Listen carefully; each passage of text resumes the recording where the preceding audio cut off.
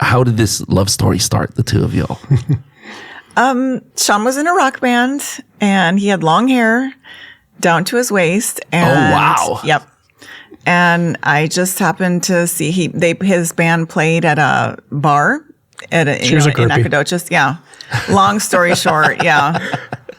That's the truth. Awesome. Like really long hair. Really long, it was unmanageably long, yes. It was beautiful. Very beautiful. So when you have long hair, is it straight or is it curly? I don't know. Mine was kind of wavy. It's curly and wavy. Yeah. Curly and wavy. Oh, yep.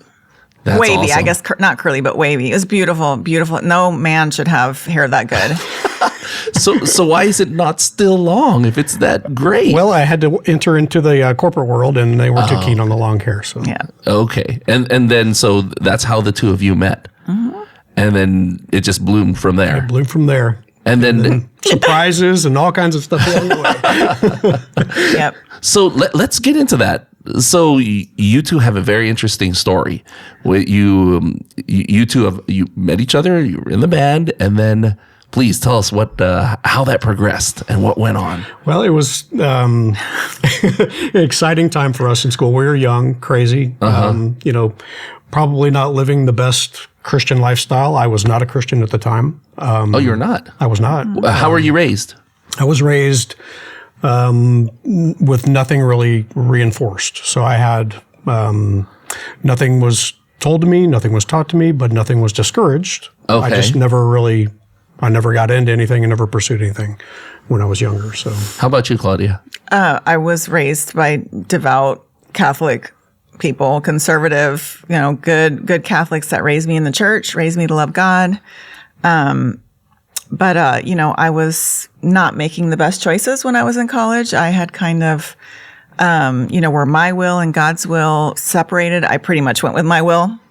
So I was living a very hedonistic life. Nobody could have looked at me and said, "Oh, look, she's a Christian." Really? Absolutely nobody could have said that about me. So, so Sean and I got together. I wasn't real worried about whether I was going to find a godly man. Pretty much my criteria was like, am I attracted to him? So that was pretty much it. And I don't recommend that. There he is on the guitar. And young ladies, I don't recommend that as being your criteria. But for me, the Lord, worked things out in spite of my sinfulness. So we began a relationship. Like I said, he was agnostic.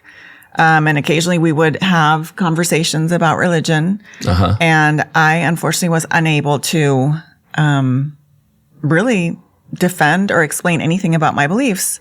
I really couldn't do it.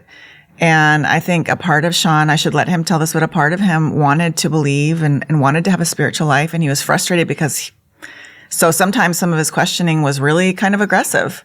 Really? Yeah. And I really couldn't back up my beliefs. Yeah. It was really aggressive in trying to challenge. Okay. Challenging my beliefs. And it was terrible because I couldn't back up anything that I believed. And I also wasn't really living what I believed either. So.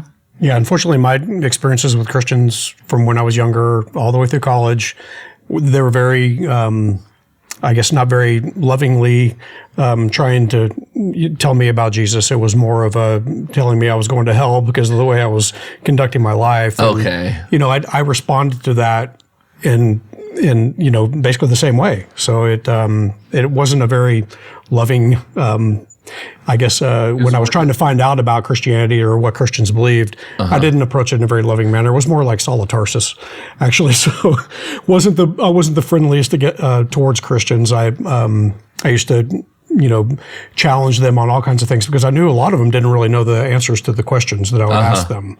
So, and a lot of it was, I'm pretty steeped in science background. So those things were stumbling blocks for me as I was becoming a Christian and learning about Christianity.